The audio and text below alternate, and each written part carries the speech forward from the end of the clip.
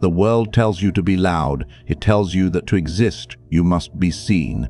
That to be relevant, you must broadcast every thought, every meal, every victory, and every vulnerability to a faceless void that does not care about you. They lied.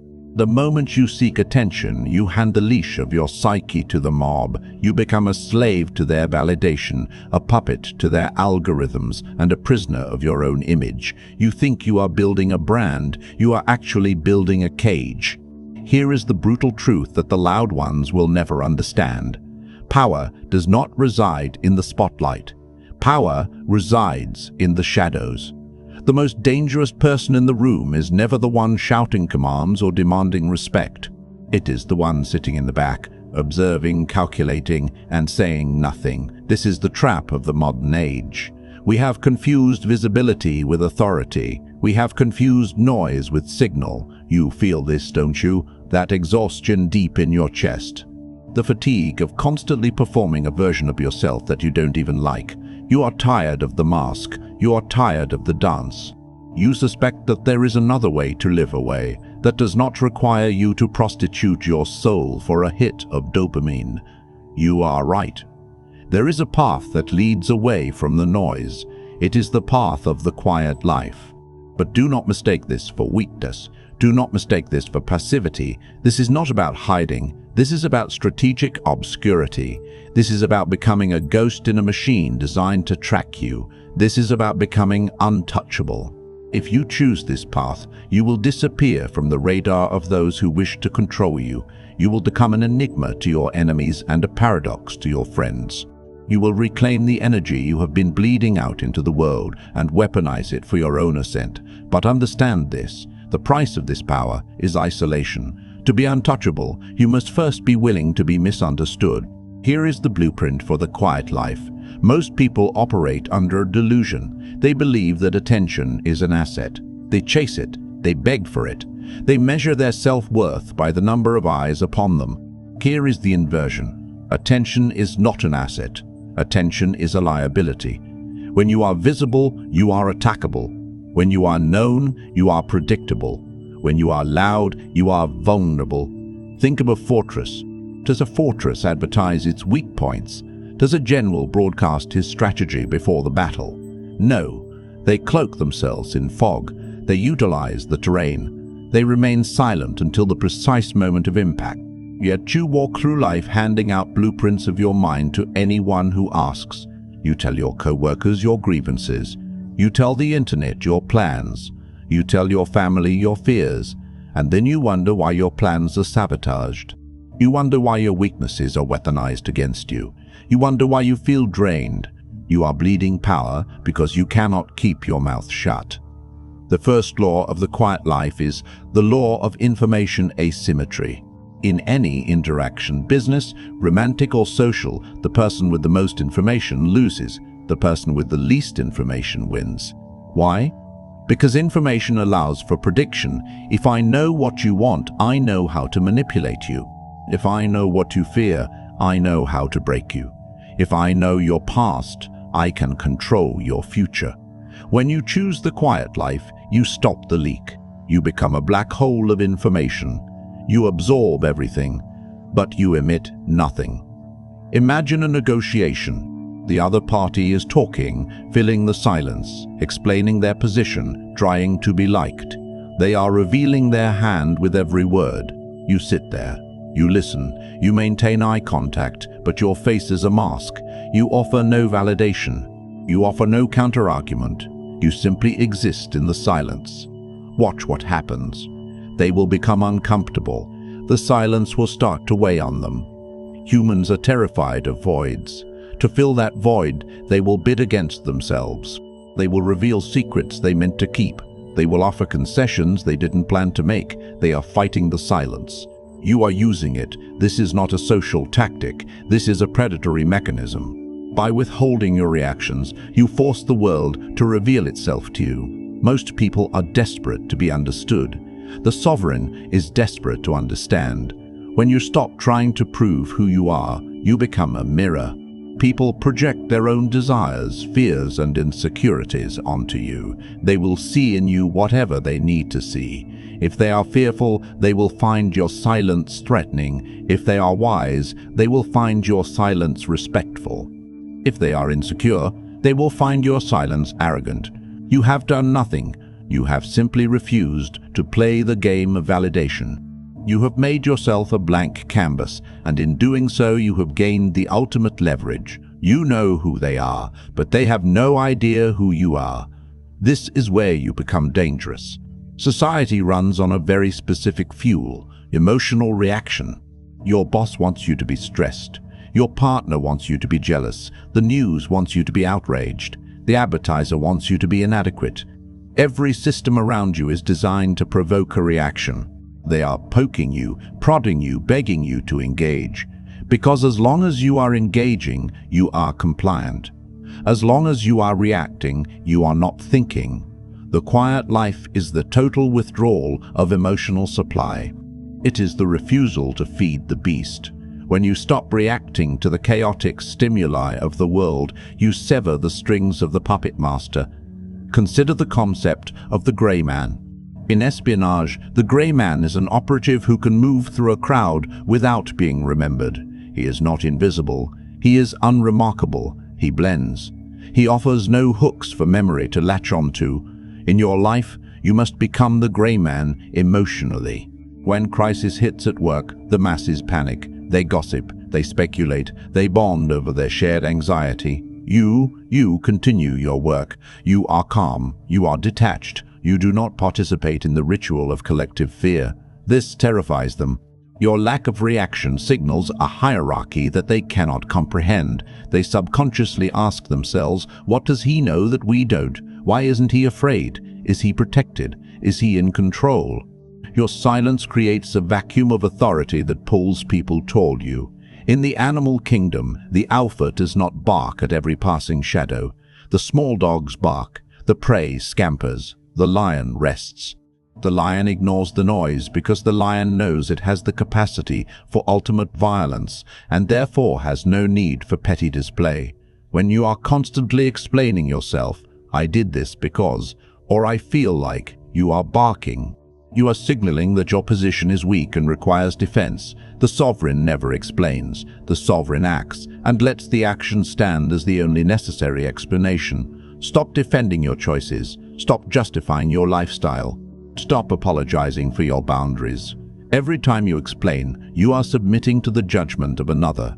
You are saying, please accept my reality. The quiet life rejects this submission. It says, this is my reality. Cope with it. This withdrawal applies to your goals as well. There is a psychological phenomenon where talking about a goal releases the same dopamine in the brain as actually achieving the goal. When you tell your friends, I'm going to start a business, and they say, wow, that's amazing, good for you. Your brain feels the reward, it feels the satisfaction, and because it feels the reward, it loses the hunger to do the work. You have talked your success to death. The untouchable man builds in the dark, he labors in the shadows. No one knows what he is building until it is finished. He denies himself the cheap hit of validation so that he can keep the burning hunger of ambition. Imagine the power of reappearing after 6 months of silence, not with an announcement of what you plan to do, but with the finished product of what you have done. The shock of your results will always outweigh the noise of their promises. We must go deeper. The quiet life is not just about how you present yourself to the world. It is about how you exist within yourself. You are addicted to input. From the moment you wake up, you are plugging yourself into the hive mind. Podcasts, music, scrolling, texting, email. You are terrified of your own thoughts. You are terrified of the silence of your own mind. Why? Because in the silence, you have to face yourself. In the silence, the lies you tell yourself begin to crumble. Most people use noise as an aesthetic. They numb the pain of their mediocrity with a constant stream of other people's lives. To become untouchable, you must break this addiction. You must build a fortress of solitude. This is not about moving to a mountaintop. This is about creating a mental perimeter that no one is allowed to cross. You must cultivate the ability to sit in a room, alone, without distraction, and be completely at peace with the content of your own mind. Pascal said, all of humanity's problems stem from man's inability to sit quietly in a room alone. When you are alone and you are not consuming, you begin to produce. Your mind, starved of external garbage, begins to digest its own experiences. You start to connect dots that others miss. You start to see patterns in human behavior. You start to simulate futures. While they are reacting to the present, you are strategizing for the next decade. This is the deep work of the soul. The untouchable man guards his attention like a miser guards his gold. He does not spend it on internet drama. He does not spend it on political arguments that change nothing. He does not spend it on the opinions of people he does not respect. He hoards his mental energy. He focuses it like a laser on his mission, his body, and his bank account. The result is a terrifying level of competence. While your peers are distracted by the noise, you are mastering the craft. While they are debating the rules, you're learning how to rewrite them. Competence is the ultimate shield. When you are undeniably excellent at what you do, you become immune to office politics, social ostracization, and economic downturns.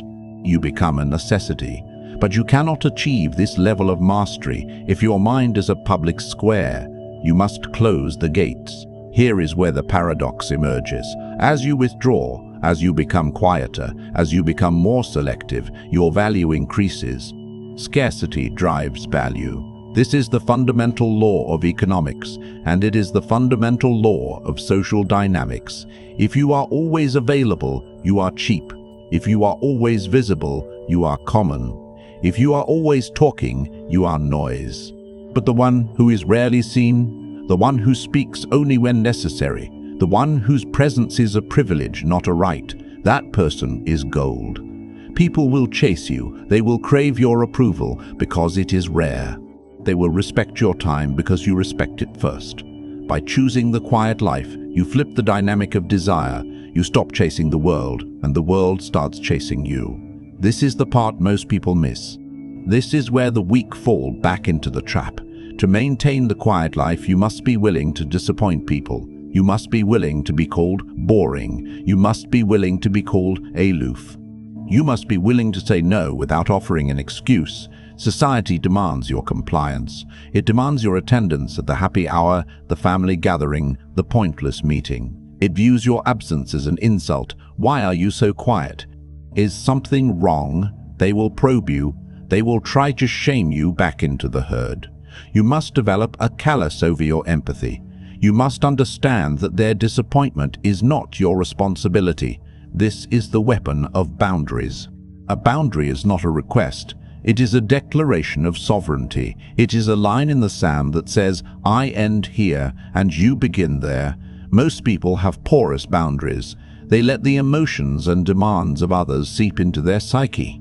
They are infected by the moods of the collective. The sovereign has walls of stone. If you want to be untouchable, you must be willing to be the villain in their story. Let them think you are cold. Let them think you are arrogant. Let them create whatever narrative helps them sleep at night. Their opinion of you is none of your business. Think of the archetype of the monk or the hermit. In every mythology, the hero must leave the village to find his power. He must go into the wilderness. He must face the trials alone. The village represents safety, but it also represents stagnation. The wilderness represents danger, but it holds the key to transcendence. You are currently in the village. You are surrounded by the chatter of sheep. The quiet life is your departure into the wilderness.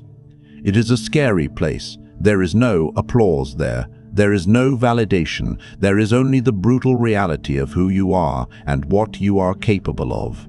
But if you can survive the silence, if you can conquer the need for external approval, you return to the village not as a sheep, but as a wolf.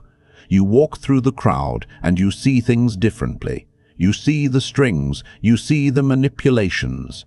You see the fear masking as morality. You are among them, but you are not of them. You have become the observer. This is where the quiet life shifts from defense to offense. Until now, we have discussed silence as a shield, a way to protect your energy and hide your intentions. But silence is also a sword. When you cease to be a broadcaster, you become a receiver. The human animal is a signaling machine. People are constantly leaking data about their true intentions, their hidden resentments, and their secret desires. They broadcast this through micro-expressions, through tone of voice, through the things they don't say. The average person is too busy thinking about their next sentence to notice any of this. They are deaf to the subtext because they are drowning in their own noise. But you are silent. Your channel is clear. You begin to notice the slight hesitation in a partner's voice when they lie. You notice the split-second glance of envy a friend gives when you succeed. You notice the unspoken power dynamic in the meeting room that isn't on the org chart. You are seeing the matrix code while everyone else is looking at the screen. This is the panopticon effect. In a prison, the panopticon is a design where one guard can watch all prisoners without them knowing if they are being watched. Because they might be watched, they must behave. When you are known as the quiet one, you become the guard. People start to get nervous around you. They feel the weight of your observation. They begin to project wisdom onto you that you may not even possess yet. They assume you see their sins, and because you see the patterns, you can predict the future. You know that your coworker is going to quit 3 months before he does. You know that the relationship is over 6 months before the breakup. You know the market is turning before the news reports it. This is not magic. This is simply the result of removing the interference of your own ego. When you are not desperate to be seen, you are free to see. This foresight makes you untouchable because you are never caught off guard. You are always 3 moves ahead on the chessboard. While they are reacting to the check, you are already setting up the mate. You stop being a victim of circumstance and become an architect of outcomes. Now we arrive at the root, the physical manifestation of the quiet life. You cannot be psychologically untouchable if you are materially enslaved. You cannot speak truth to power if you are living paycheck to paycheck, dependent on the goodwill of a master who hates you. The quiet life demands a quiet empire. This is not about buying Lamborghinis or flashing Rolexes on Instagram. That is loud money. That is poverty screaming for attention. We are talking about quiet money. Quiet money is boring. Quiet money is hidden. Quiet money is a stack of resources that buys you the ultimate luxury, the ability to say no. The reason you are stressed, the reason you are reactive is often because you are leveraged. You are overextended. You need the world to cooperate with you so you can survive. The sovereign works to detach his survival from the approval of the herd. He builds multiple streams of income, not to buy toys, but to buy walls. He lives below his means, not out of scarcity, but out of strategy. He reduces his dependency on external systems. When you know you can walk away from any negotiation, any job, or any relationship and be perfectly fine, your bargaining power becomes infinite. This is the ultimate intimidating quality, the lack of need. Think of the people you know who are desperate. They reek of it. It's a pheromone. You can smell that they need the deal. You can smell that they need you to like them. Now think of the person who doesn't care, the person who is willing to walk away. That person is magnetic. That person is terrifying. By building a sovereign economy, a life where your needs are low and your resources are hidden, you remove the handles that society uses to grab you. They cannot threaten you with firing if you have a year of freedom, money in the bank. They cannot threaten you with social exile if you are comfortable in your own company. They cannot threaten you with cancellation if you own your own platform. You become anti-fragile. The loud life is fragile. It requires constant maintenance, constant validation, and constant income to support the image. One crack in the mirror and the whole thing shatters. The quiet life is concrete. It is solid. It is built on the bedrock of reality, not the shifting sands of perception. We are reaching the end. This is the final gate. To fully embrace the quiet life, you must be willing to kill the character you have been playing. You have spent years building an avatar. The funny guy, the reliable employee, the nice girl, the political activist. These are not you. These are costumes you put on to survive childhood. They are survival strategies that have outlived their usefulness. You must let them die. This is painful. The ego screams when it is ignored. It wants to post the status update. It wants to jump into the comments section. It wants to defend its honor. Let it scream. Let it starve. The transition to the quiet life often feels like a death. People will ask if you are depressed. They will think you are having a crisis. You are not having a crisis. You are having an awakening. You are shedding the dead skin of your social conditioning. You are molting. Underneath that soft, permeable skin is something harder, something colder, something colder. You are returning to the factory settings of the human animal, alert, aware, dangerous, silent. You are becoming a ghost. A ghost cannot be hit. A ghost cannot be shamed. A ghost cannot be controlled. A ghost counts the minds of others, but is never bound by them. The world is getting louder. The noise is increasing. The desperation for attention is reaching a fever pitch. Look around you. Look at the eyes of the people on the street. They are glazed over. They are anxious. They are hooked into the dopamine drip, terrified of the moment the battery dies. They are the walking dead. You have a choice. You can stay in the noise. You can continue to scream into the void, hoping someone hears you, hoping someone validates your existence, hoping that if you are loud enough, you will matter. Or you can go dark. You can step back from the edge. You can cut the cords. You can reclaim your silence. You can choose to be the one who watches, the one who waits, the one who waits, the one who wins. This is not a life for everyone. It is a lonely path. It is a cold path. But it is the only path that leads to freedom. The next time you feel the urge to speak, to post, to explain, to justify, don't. Swallow the words. Let them burn in your chest. That burn is your power returning to you. Keep it. Use it. Build your fortress. Sharpen your mind. Stack your resources. And let them wonder where you went. Let them wonder who you are becoming in the dark.